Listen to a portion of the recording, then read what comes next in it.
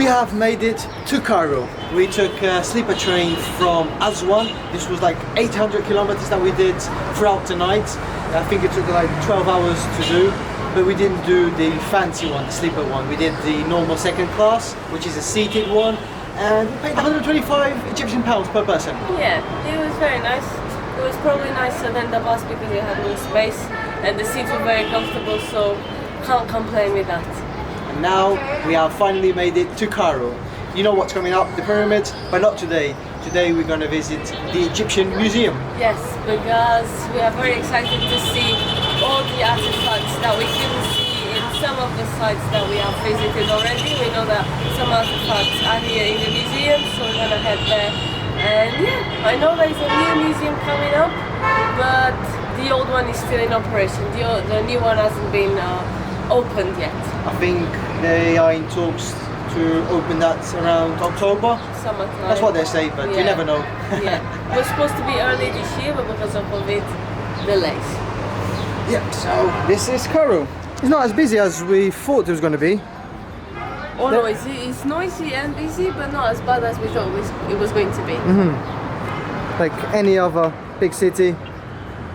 It's pretty decent. Alright, let's head over to the Egyptian Museum. We have to change cameras. We have to use Kushana's phone again because there's an extra fee if you want to take your camera.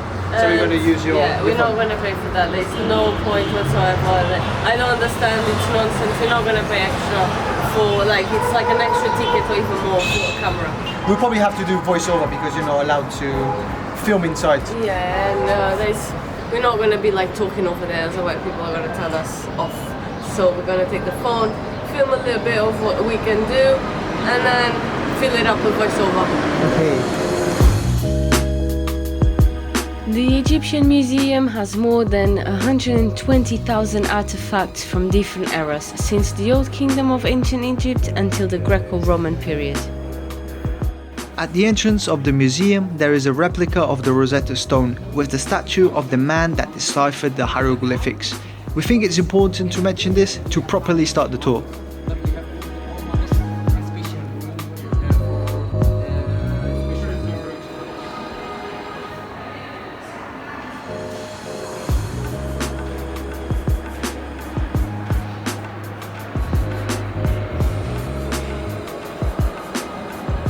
There's a lot to look at the museum, so it can be very overwhelming.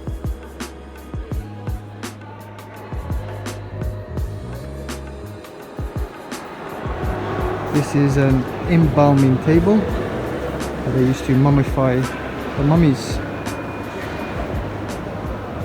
another embalming table, a little bit more damaged.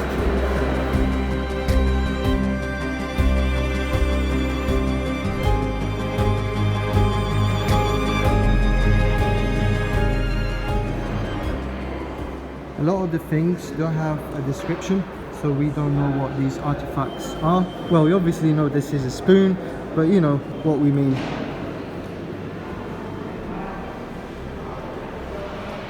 There's something written here, but then again, no idea what that translates to.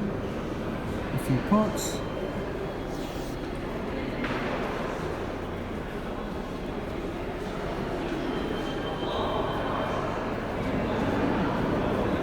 Plates. Silver, looks like silver plates there again. There is no description, so we don't know the period of time where they came from or where they came from really. It's a bit disappointing. Yeah. Look at that, some Egyptian sandals. They were rocking these back in the days.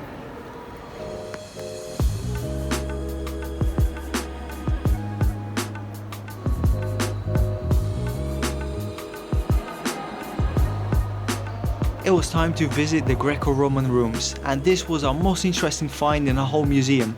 I think you can see why. Pretty weird.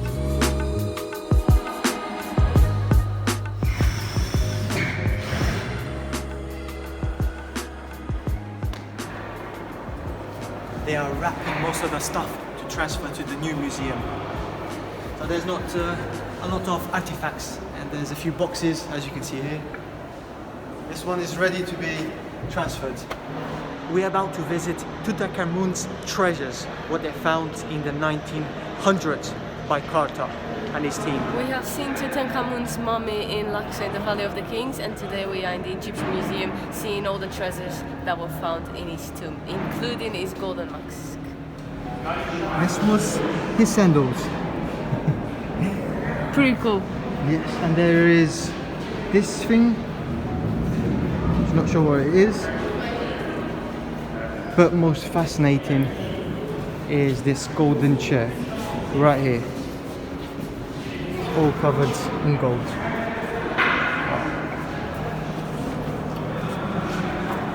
Very impressive. His throne chair. Golden throne chair. Plus a statue of him right here. The mummy mask of King Tutankhamun is made from solid gold, and some even say it's the most beautiful object ever made. We were not allowed to film or even take pictures inside the room where the mask and a few more personal items were, so I guess you have to go and see it for yourself. A lot of things are being shipped. Yeah, I think we came in a good time because everything is being sent to the other museum.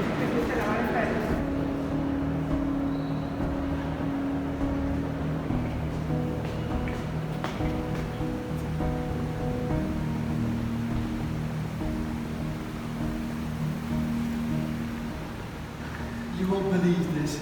There's a section here with animals mummified. So the pharaohs used to mummify their pets. You can see a little gazelle here. A baboon mummified also. And look at this, a dog. Wow, this must be like 3,000-year-old mummified dog. It's crazy. Unbelievable. And also a giant crocodile from the Nile. Look at this. This must be like 1, 2, 3, 4, 5, 6, 7, 8. 8 meters long. Well, his head is massive. Wow. Very this was long. considered a sacred animal. That's why they're mummified. There's 2 massive crocodiles, one there and one here. Wow. Just crazy. And a How- massive fish too. This is his mouth. Wow. A big fish. There's also some coffins with some cats mummified. You can see the cats here, the coffins. You had little coffins for everything. So little coffins here.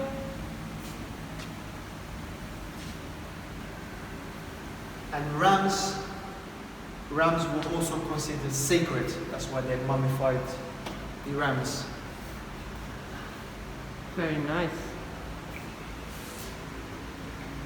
And the animal which they thought that gave them good luck was a scarab beetle. Right here. And now you're ready for this?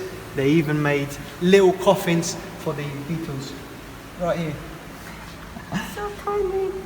It's like Super small. tiny. Wow, this is unbelievable. I think this and Tutankhamun's treasures are our favorite part of the museum. Yeah. The This rest is is very nice and interesting as well. But this and the other part are so far the most spectacular ones. And the highlights of this museum.